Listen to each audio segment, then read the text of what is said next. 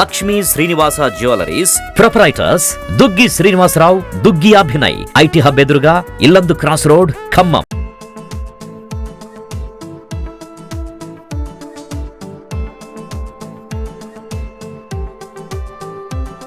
ఇటీవల ఖమ్మం పట్టణంలో కురిసినటువంటి వరదలకి చాలా పెద్ద ఎత్తున ఇక్కడ ప్రజలు, అదేవిధంగా రైతులు కూడా పెద్ద సంఖ్యలో నష్టపోయారు. ఈ నేపథ్యంలో ఇక్కడ ఖమ్మం పట్టణానికి రాష్ట్ర విత్తనాభివృద్ధి సంస్థ చైర్మన్ అవినాష్ రెడ్డి గారు ఇక్కడికి రావడం జరిగింది. ఈ నేపథ్యంలో అసలు రైతులకి ఎంత మేర నష్టం జరిగింది, అయితే వారికి ఎటువంటి సహకారాలు అందించబోతున్నారు అనే విషయాన్ని తెలుసుకునే ప్రయత్నం చేద్దాం. సార్ చెప్పండి, ఈ వరదల వల్ల చాలా మంది నిరాశ్రయులయ్యారు. ఇదే నేపథ్యంలో వేల ఎకరాల పంట కూడా నష్టం చేకూరింది. మీరు వారికి ఎలాంటి సహకారం అందించబోతున్నారు, వారికి ఎలాంటి ధైర్యం చెప్పబోతున్నారు? అంటే ఇక్కడికి ఖమ్మం టౌన్కి వచ్చినటువంటి సందర్భం, ఇటీవల కురిసినటువంటి భారీ వర్షాలతోటి పట్టణంలో ఉన్నటువంటి లోతట్టు ప్రాంతాలలో నీళ్ళు వచ్చేసి అనేక రకాలుగా నష్టమై చాలా మంది కుటుంబాలకు రేషన్ కూడా ఇబ్బంది అయిపోయి తినడానికి కూడా కరువైనటువంటి పరిస్థితి మనం చూసినాం. కాబట్టి అందులో భాగంగా అనేక మంది కూడా ఇవాళ ఈ కుటుంబాలను ఆదుకోవడానికి రకరకాల ఆర్గనైజేషన్ నుంచి రకరకాల వ్యక్తులు వారికి తోచినటువంటి సహాయాన్ని చేస్తున్నటువంటి పరిస్థితులలో మేము మా విత్తన అభివృద్ధి సంస్థకు సంబంధించినటువంటి మా ఉద్యోగస్తులంతా కూడా కలిసి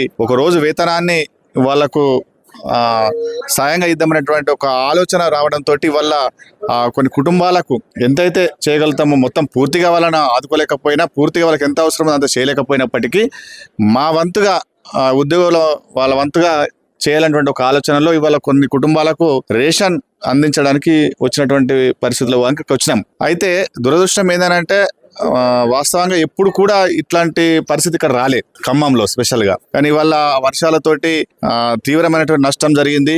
మీరన్నట్లుగా రైతులకు కూడా విపరీత నష్టం జరిగింది. టోటల్ గా అంటే రాష్ట్ర వ్యాప్తంగా, తెలంగాణ రాష్ట్ర వ్యాప్తంగా, అందులో సూర్యాపేట, ఖమ్మము, భద్రాద్రి, అట్లాగే మహబూబాద్ ఈ జిల్లాలతో పాటు ఇంకో కొన్ని జిల్లాలు కలిపి మొత్తం తెలంగాణ వ్యాప్తంగా దాదాపుగా 4 లక్షల పైన ఎకరాలు వివిధ రకాలైనటువంటి పంటలు నష్టపోయినటువంటి పరిస్థితి ఉన్నది. అందులో అనేక ఎకరాలలో ఇసుక మెటలు పెట్టి సాగుకు నోచుకోలేకుండా ఉన్నటువంటి పరిస్థితులను చూసినాం. అయితే రాష్ట్ర ప్రభుత్వం ఇమ్మీడియట్ గా ఈ రైతులను ఇక్కడ నష్టపోయినటువంటి పట్టణాలు నష్టపోయినటువంటి ఆదుకోవడం కోసం అనేక రకాల చర్యలు చేపట్టింది. రైతులకైతే ఎకరానికి 10,000 ఇస్తామని ప్రకటించినటువంటి సందర్భం చూసినాం. అంటే మేము తెలంగాణ కిసాన్ కాంగ్రెస్ గా, ఒక దిక్కు నేను విత్తనాభివృద్ధి సంస్థ చైర్మన్ అయినప్పటికీ కూడా నేను తెలంగాణ కిసాన్ కాంగ్రెస్ చైర్మన్ గా మేము కూడా ఇవాళ పర్యటిస్తున్నటువంటి కేంద్ర బృందం ఏదైతే ఉందో ఆ బృందాన్ని మేము కూడా కలిసి రిప్రజెంట్ చేసి ఇప్పుడు రాష్ట్ర ప్రభుత్వం ఒక 10,000 ఇస్తానని చెప్పేసి అనౌన్స్ చేసింది. దానికి అదనంగా కూడా కేంద్ర ప్రభుత్వం ఇవ్వాల్సినటువంటి బాధ్యత ఉంది. కాబట్టి ఆ రైతులకు ఇసుక మేటలు తీయడానికి కావచ్చు, లేదా తిరిగి పంట సేమ్ సదును చేసుకొని పంట వేసుకోవడానికి కావచ్చు.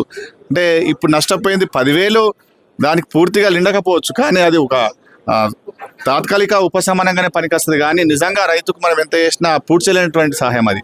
కాబట్టి కేంద్రం కూడా ఇవాళ తిరుగుతుంది కాబట్టి, కేంద్ర బృందం తిరుగుతుంది కాబట్టి ఖచ్చితంగా ఒక 20-25 వేల కేంద్ర బృందము ఇన్పుట్ సబ్సిడీ కింద అందించగలిగితే రాష్ట్రంలో నష్టపోయినటువంటి రైతాంగాన్ని ఆదుకునే దిశగా ఉంటుంది. ఆ దిశగా మేము కూడా, అంటే గౌరవ మంత్రి వర్యులు తుమ్మల నాగేశ్వరరావు కూడా కేంద్ర బృందాన్ని కలవడం జరిగింది. మేము ఒక రైతు సంఘంగా మేము కూడా మా తరపున ఒక వినతి పత్రాన్ని ఇవ్వాలంటే ఒక ఆలోచన ఉంది. అది ఇవాళ అందజేస్తాం వాళ్ళకు.